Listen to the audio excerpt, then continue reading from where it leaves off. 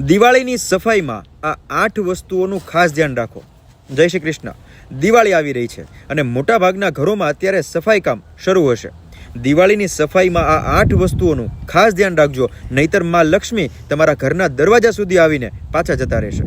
પહેલું છે ઘરનો મુખ્ય દરવાજો, જે ક્યાંયથી તૂટેલો કે ખરાબ ન હોય કે પછી ખોલબંધ કરવામાં અવાજ ન કરતો હોય અને મુખ્ય દરવાજા પાસેના ફ્લોર ઉપર પણ ક્યાંય તિરાડ ના પડેલી હોય અને મુખ્ય દરવાજાનું વેલકમ મેટ પણ ખાસ બદલવાનું છે।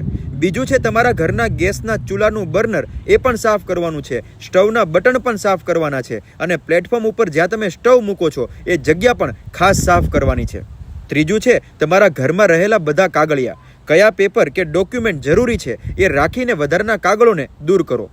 ચોથું છે ઘરની બધી પાઇપલાઇનનું કામ। ઘરમાં ક્યાંય પણ પાણીનું લીકેજ હોય તો એનું રિપેરિંગ કામ કરાવો, કારણ કે આ વસ્તુ કેતુ સાથે જોડાયેલી છે। પાંચમું છે ઘરનું પૂજા સ્થાન।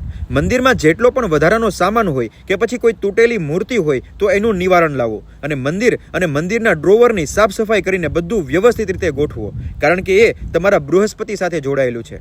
એના પછી આવે છે ઘરની સીડી એટલે કે સ્ટેરકેસ। એની ઉપર કોઈ પણ અવરોધ કે ગંદકી ન હોય અને ખાસ તો દાદરની નીચે કોઈ પણ વધારાનો સામાન હોય તો એને પણ આજે જ દૂર કરો। આમ તો ઘરમાં ક્યાંય પણ ઝાડા ન થવા જોઈએ, એમાં પણ દાદરની નીચે તો ખાસ।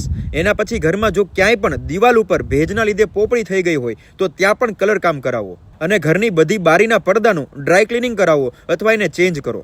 છેલ્લે આવશે ઘરના તમામ ડ્રેસિંગ ટેબલના ડ્રોવર કે જેમાં કેટલોય વધારાનો સામાન ભેગો થયો હશે, એને દૂર કરીને બધા ડ્રેસિંગ ટેબલને વ્યવસ્થિત રીતે ગોઠવો, કારણ કે એ તમારા શુક્ર સાથે જોડાયેલી વસ્તુ છે।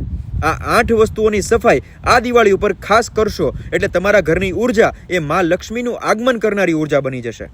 જય શ્રી કૃષ્ણ।